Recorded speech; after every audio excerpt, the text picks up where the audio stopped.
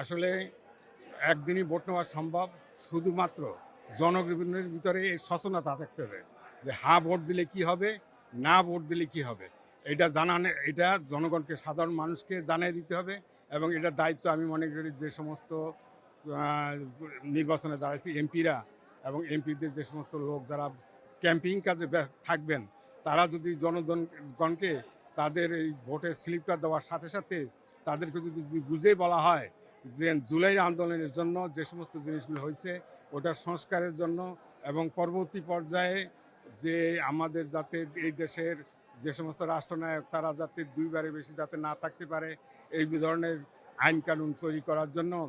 তাকে অনুমতি দেওয়ার জন্য সংসদে তাদের একটা প্রতিনিধিত্ব থাকার জন্য এবং এর একটা স্বীকৃতি দেওয়ার জন্যই গণভোটটায় হা এবং না দুইটা জিনিস এখানে আসছে। আমার মতে সাধারণ জনগণ এবং যারা ভোট দিতে আসছে তারা হা পক্ষে ভোট দেওয়া তাদের উত্তম বলে আমি মনে করি এবং হা ভোটে ভোট দিলেই আগামীতে আমাদের এই দেশে সুখ শান্তি সমৃদ্ধি আসবে বলে আমি মনে করি।